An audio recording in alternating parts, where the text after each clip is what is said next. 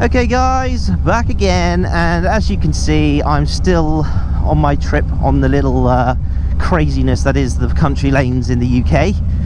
And don't worry, I'm used to these roads. I've driven on these roads since I could walk, before I could drive, sort of thing. But just check out that view.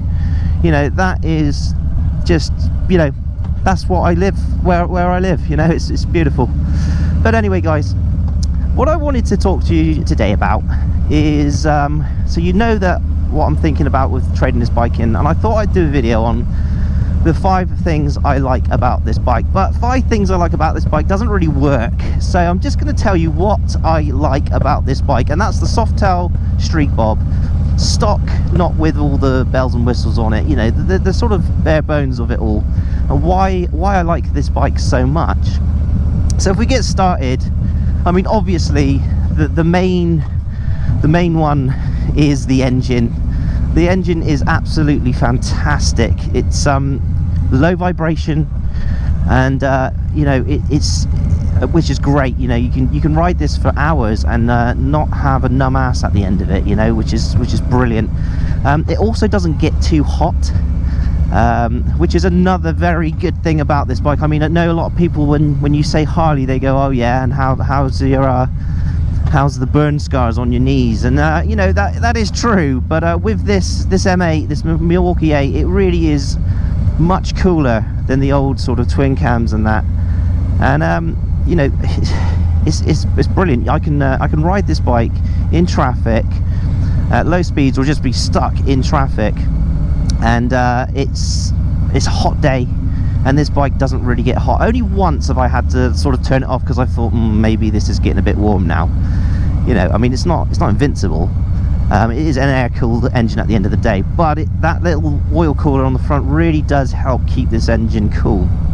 And finally, with the engine, it's just a really smooth, good engine. It feels very, what's the word? It just feels well made. You know, it's got lots and lots of power, 107, lots and lots of power, and the good amount of torque as well. And yeah, when you pull away in whatever gear you're in, the gear changes are very nice, and just overall it's a very nice engine.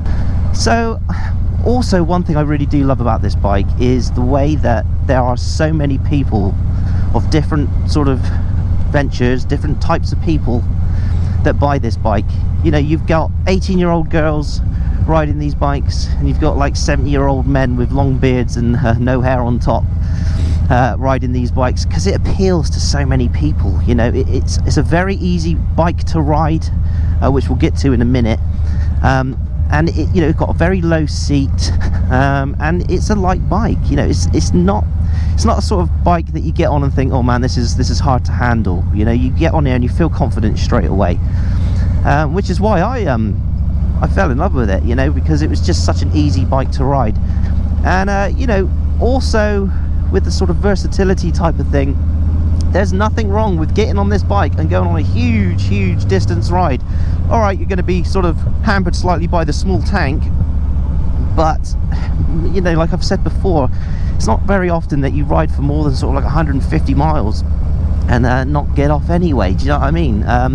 It's nice to sort of stretch the legs and all that sort of stuff.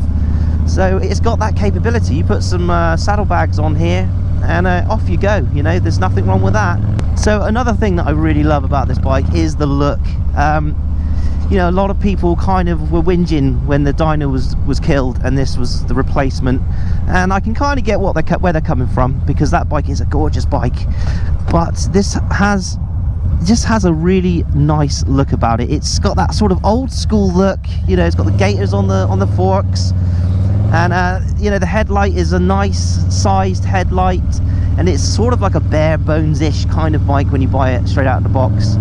And you know, those spoked wheels, it just looks really nice. I know that I've changed the crap out of this bike and it doesn't look anything like a stock bike anymore, and if I could, I would put different wheels on it, but it does look like a very pretty bike straight out of the box, and you've got to give it credit for that. You know, I know the small tank, and it's not a Dyna, and it hasn't got the suspension like it should you do, and all this sort of stuff. But come on guys, let's move on with the times. It does still look like a very nice bike. You know, if it wasn't replacing the Dyna, I bet no one would have a problem with it. So another thing I really like about this bike is the fact that even though I've just said it's a very pretty bike out of the box, it is a blank canvas. You know, you can do pretty much anything to this bike, and I mean literally anything. You can even make it look like a sports bike, a race bike. And you know, it is a blank canvas. You can do whatever you want with it. You can bob it, you could club style it, you could turn it into a tourer. I've actually seen one guy turn this into a street glide. You can make it look like a drag sportster, put a 48 tank on here. It's a million different things you can do, and really this is now the sort of the new iron.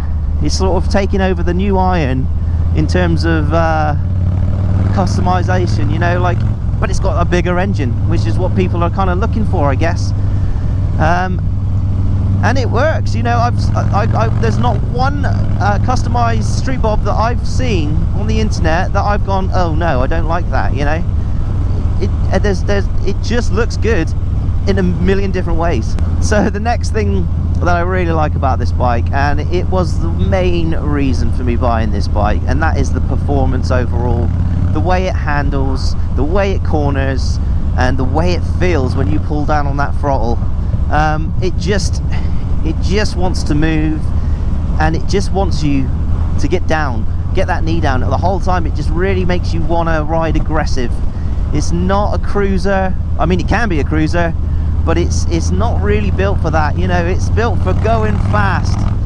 And you put this into a nice corner. I mean, I can't do it now because I got someone in front of me, as I always do, but you get down low and it feels fantastic on this bike. And you know, it's a Harley, for God's sake. It's not a sports bike, and sometimes you feel like you're going too fast, you know.